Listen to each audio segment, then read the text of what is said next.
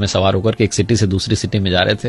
Highway पर drive कर रहे थे। नदी पर जो पुल बना हुआ था, जैसे उसको पार किया तो एक लड़की दिखाई दी जो तरबूज बेच रही थी सड़क किनारे। बच्चे ने जिद की वाटरमेलन चाहिए, तो इन्होंने कार को साइड में रोक दिया। गाड़ी का शीशा नीचा करके जो है मैडम ने पूछा कि क्या भाव दिए, तो उस लड़की ने कहा कि 50 रुपए का एक लेके चले जाओ। तो ये जो मैडम थी मोल भाव करने लगी कि 30 रुपए, उससे ज्यादा नहीं। वो बच्ची कहने लगी कि आप गजब कर रहे हो, आपने तो 30 रुपए बोल दिया। तो मैडम ने कहा चलो 40 रुपए।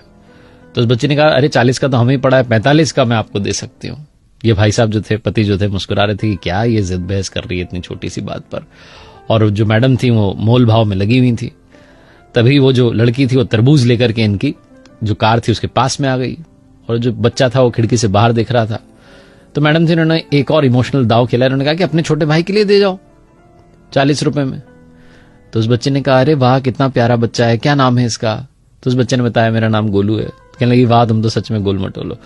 और तब जो है उसने वो तरबूज उसके बच्चे के हाथ में रखना चाहा, तो वो जल्दबाजी में, छोटा बच्चा कहां संभाल पाता, वो नीचे गिर गया। 5 किलो करीब का तो तरबूज रहा होगा, उसके 3-4 टुकड़े हो गए। बच्चा रोने लगा कि मेरा तरबूज गिर गया। तो बच्चे ने कहने लगे अरे मेरे भैया नाराज क्यों होता है, मैं दूसरा लेके आती हूँ। फटाफट से दूसरा लेकर के आ गई। अब ये मैडम ताव में इनको लगा कि 2-2 के पैसे लेगी। कहने लगी हम उस टूटे वाले के पैसे नहीं देंगे और इसके भी 40 रुपए देंगे, कितने का है ये? उस बच्ची ने कहा, जो लड़की बेच रही थी तरबूज की, मुझे तो आंटी जी कुछ चाहिए ही नहीं, मैं तो अपने छोटे भैया के लिए लेकर आई हूं, मेरी ओर से तोहफा है इसके लिए। तो कहने लगी नहीं नहीं तुम पैसे तो लो। जो पतिदेव थे भी मुस्कुराकर कहने लगे कि अरे तुम 100 रुपए लो दोनों तरबूज के, टेंशन ना लो। उस बच्चे ने कहा नहीं नहीं नहीं मैं अब पैसे नहीं लूंगी, आपने कहा ना मेरा भैया है, भैया से पैसे थोड़ा ना लेते हैं। तो ये जो मैडम थे उन्होंने कहा कि अरे ये तो मैंने ऐसे ही कह दिया था, तुम पैसे ले लो। उस छोटी सी लड़की ने जीवन का सार कहा। उसने कहा कि मेरी मां कहती है कि रिश्तों में नफा नुकसान नहीं देखा जाता। पहला वाला टूट गया कोई बात नहीं, दूसरा वाला इसके लिए मेरी ओर से गिफ्ट है, तोहफा है, आप लेके चले जाओ। जब उसने ये बात कही तो इन मैडम ने पूछा कि तुम्हारे परिवार में कौन कौन है, तुम्हारा कोई भाई है? उस लड़की ने कहा मेरा भाई तो, और ये कहकर के रोने लगी कि कुछ समय पहले ही उसकी जो है डेथ हो गई, बीमार हो गया था, हम हॉस्पिटल ले जाते तब तक उसने दम तोड़ दिया, 2 साल का था वो। मुझे तो इसमें अपना भैया नजर आया, आप लेके जाओ तरबूज।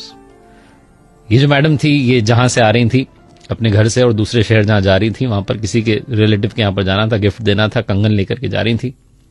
बिना देरी के इन्होंने अपने पर्स में से वो कंगन निकाले और उस लड़की के हाथ में रख दी कि बेटा ये मेरी तरफ से तुम्हारे लिए।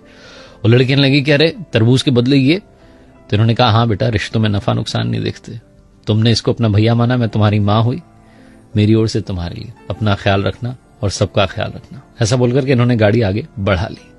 जो पतिदेव थे मुस्कुराते हुए जा रहे थे कि कैसी है मेरी पत्नी, भी थोड़ी देर पहले 10-20 रुपए के लिए मोलभाव कर रही थी और अब इतने महंगे कंगन ऐसे ही देकर के आ गई। इमोशंस भी क्या चीज होते हैं। और तभी इन्हें याद आया जो उस लड़की ने कहा था कि रिश्तों में नफा नुकसान नहीं देखते। बिना देरी के इन्होंने अपने बड़े भाई को कॉल लगाया और बोला कि अरे वो वाला प्लॉट आप रख लो, वो बाजार की दुकान आप रख लो, मुझे नहीं चाहिए, मैं कोर्ट में जो मुकदमा किया हुआ है वापस ले लूंगा। बड़े भाई साहब कहने लगे तुझे क्या हो गया अचानक?